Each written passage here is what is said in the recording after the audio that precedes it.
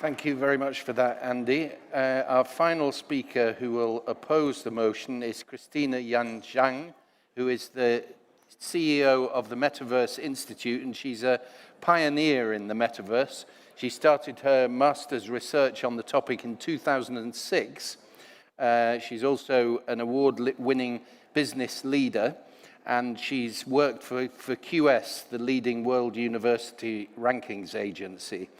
She's also had quite a lot of political experience, having worked in the UK Parliament developing policy for the Shadow Business Secretaries team. So, Christina.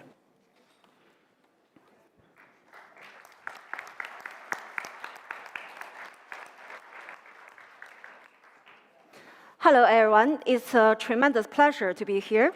As you can see, I was made in China, reinvented in the UK, and traveling around the world to help government ministers, university presidents, and business CEOs to develop world-class university and education. It is actually my first OEB conference. I really want to thank the organizer and every single one of you here today, because it feels really, really inspiring to meet so many of you who are working tirelessly every day to use technology to make our education much better and change the life of billions of people around the world. So I think all of you really deserve a big round of applause for the great contribution you have made to our society.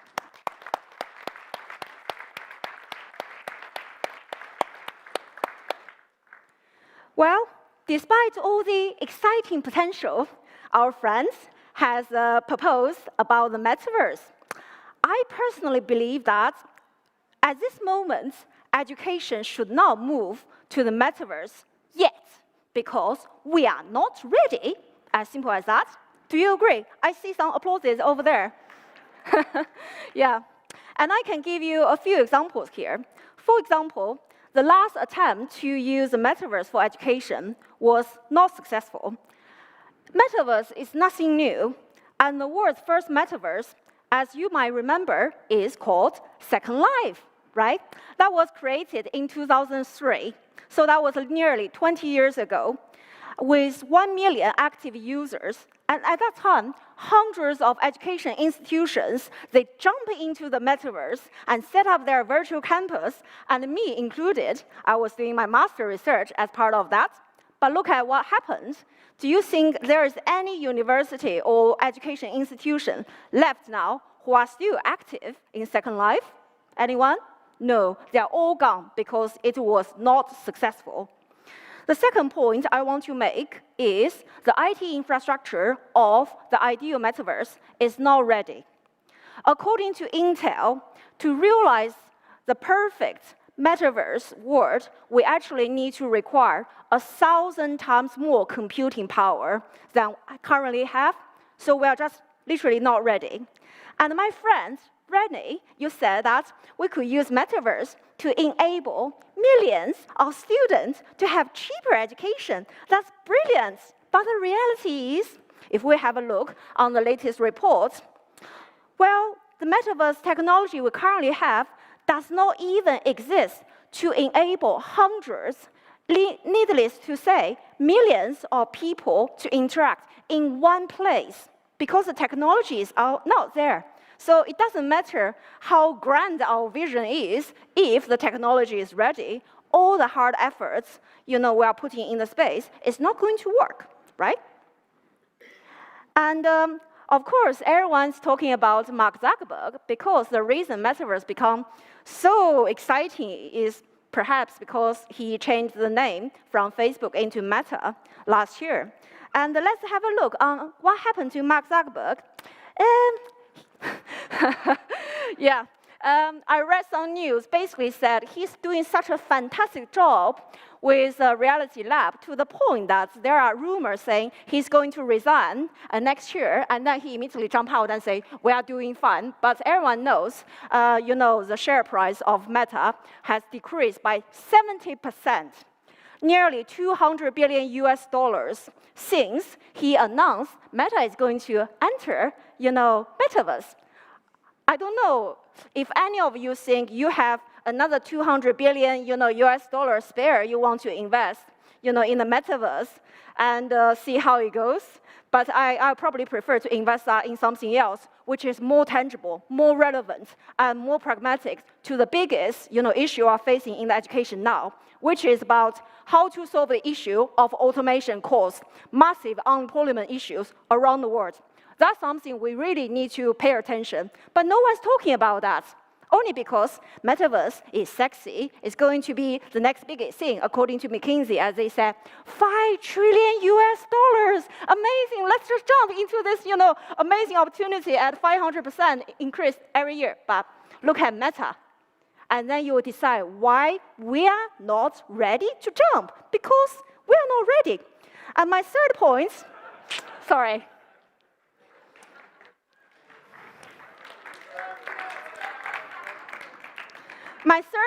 My third point is the user face we are using now is not good enough.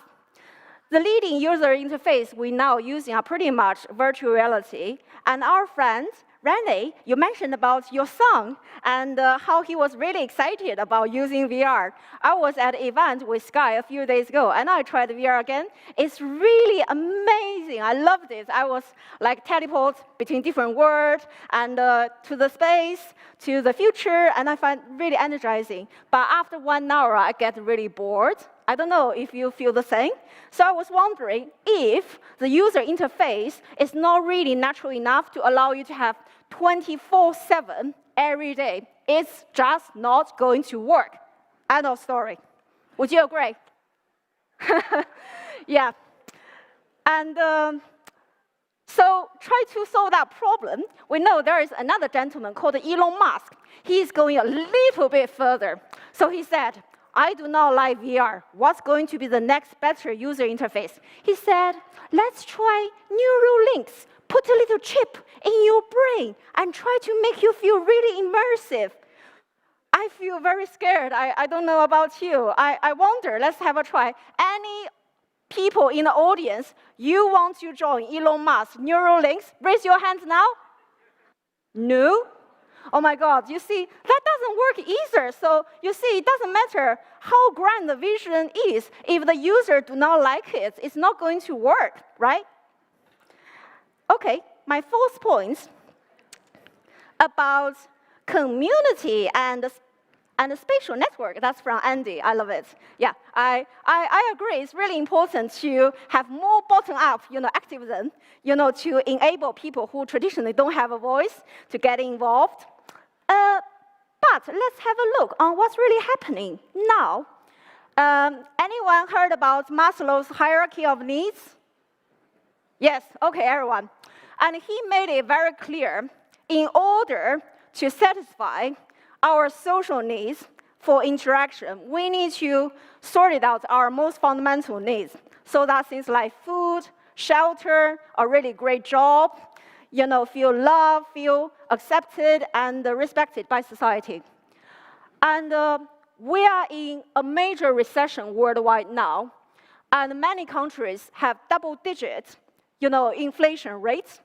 And across Europe, because of the war between Ukraine and Russia, energy crisis is really, really terrible. And my husband was telling me that we shouldn't stay in the UK because actually if we fly to Egypt and stay in a 5-star hotel for 1 month, it's going to only cost us 1/3 of the cost living in the UK just for this winter. It's really bad. So we have to be very pragmatic. Of course, we can use spatial, like part of the metaverse to create better community, to allow people to socialize. But at this moment, all of us facing the most fundamental issue is to survive. So I just feel it's a little bit too far-fetched. Did you see what I'm saying? Because I feel life is too short, and we really need to make the very best of everything we have. So maybe we just pay attention to what really matters now. It's definitely not metaverse.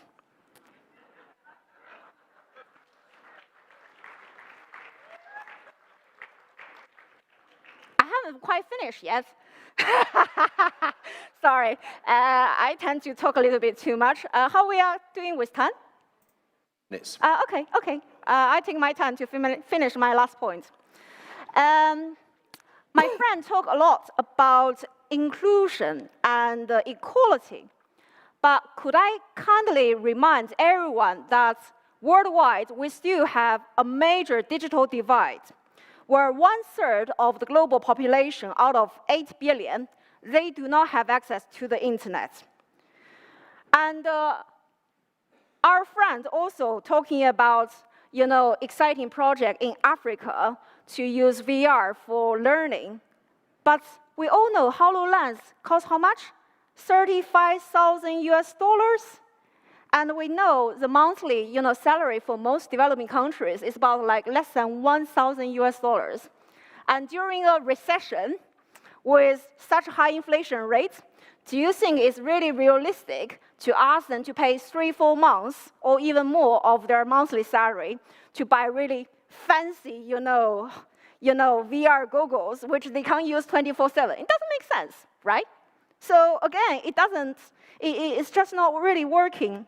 So what I want to say in conclusion is the concept of using metaverse for education is exciting, fascinating, amazing.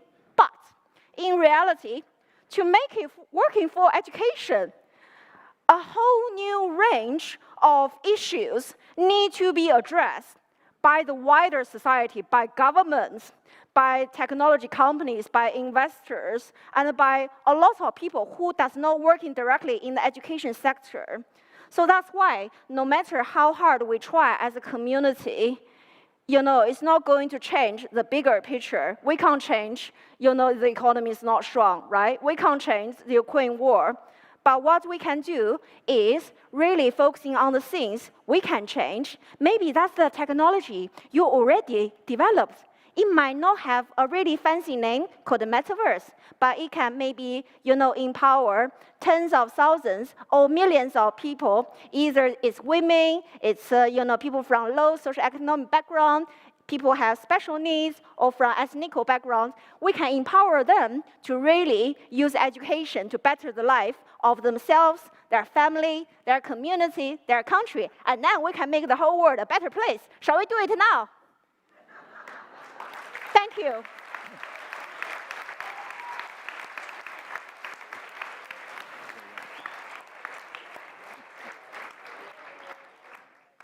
Okay, thank you for that, Christina. And now it's over to you.